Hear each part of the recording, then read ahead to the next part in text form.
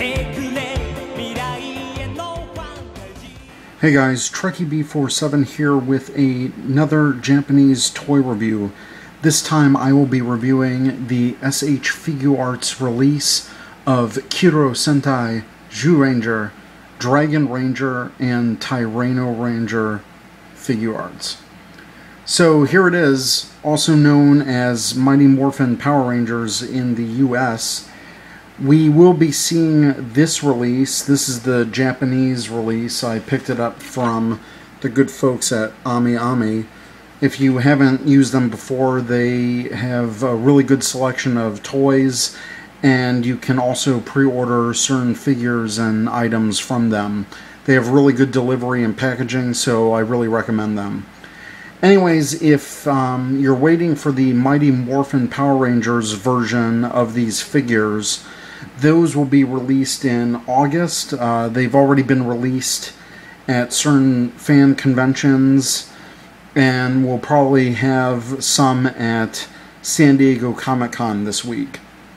So with the SH Figuarts release, it comes with the American Powerful Rangers parts from Akiba Ranger.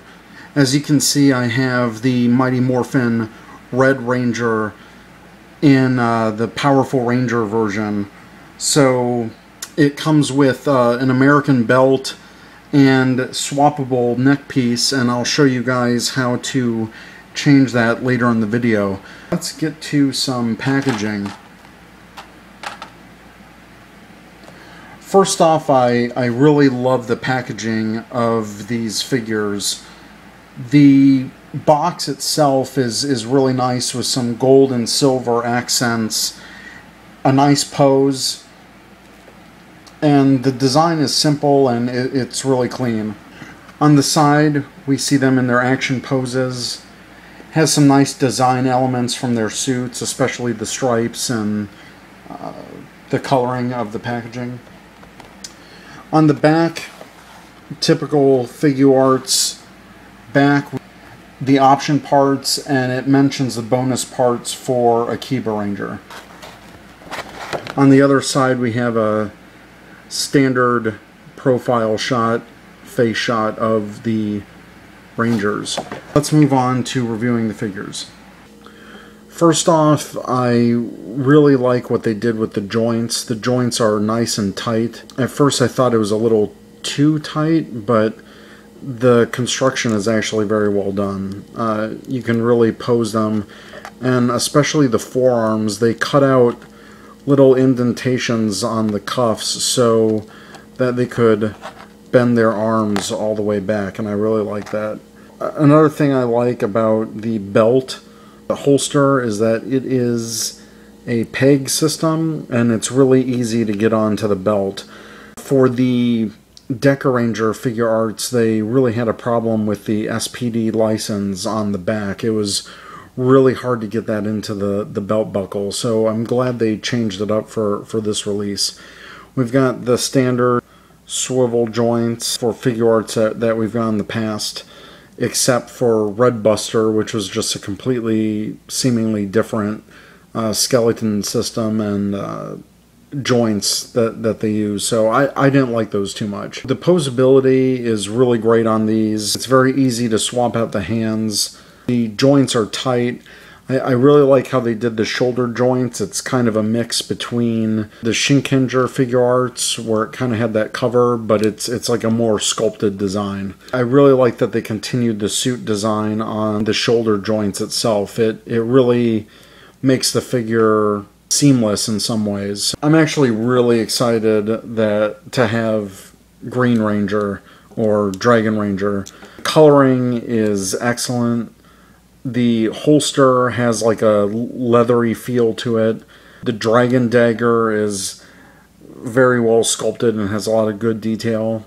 Also, some people have actually been able to take off the gold shield, but it's kind of like a do-at-your-own risk, because you have to pry off 2 pegs in the back, and you know, try to get some leverage out, and you almost have to disable these sculpted bands, and also take off an arm and take off the head to fully get it off. Seems like quite a hassle, and you risk damaging the Figuarts. But others have tried, so there are videos out there showing you how to do it. For the removal of the belt and to switch the necks, it's actually quite easy. They give you an extra belt, and they also have the standard neck.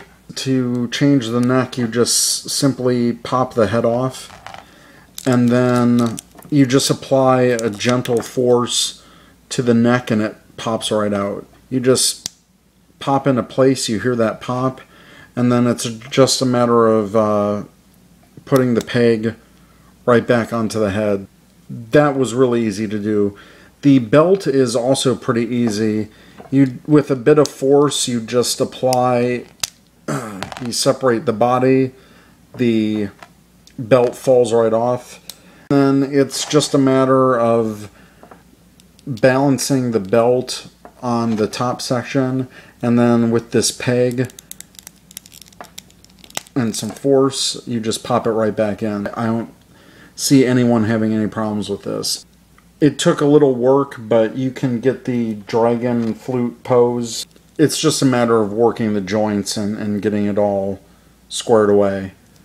Moving on to the accessories, the Dragon Ranger comes with what in America is called the Sword of Darkness.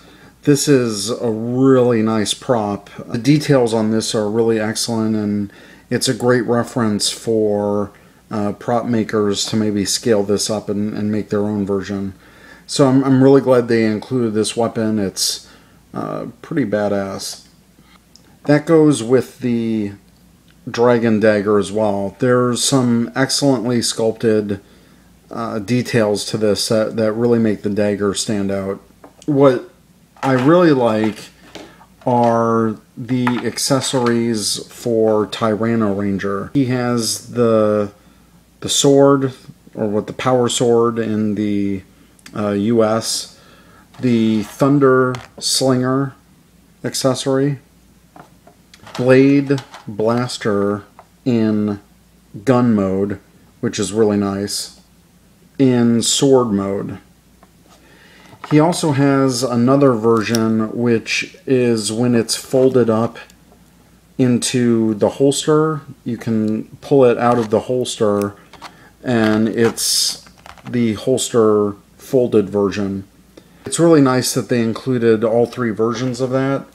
And the last one is the combined Power Blaster and Thunder Slinger together.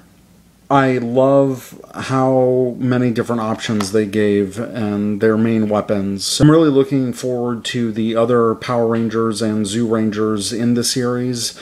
I think it would be cool to see all their weapons. So that is my review of the Mighty Morphin and Zyuranger Figuarts, Tyranno Ranger, and Dragon Ranger. Pick these up. They're well worth it, not only for the nostalgia factor, but these are really well made figures, and the posability is excellent, and the joints are nice and tight, so you can really lock into some great poses. Well, this is Trekkieb47. See you guys later.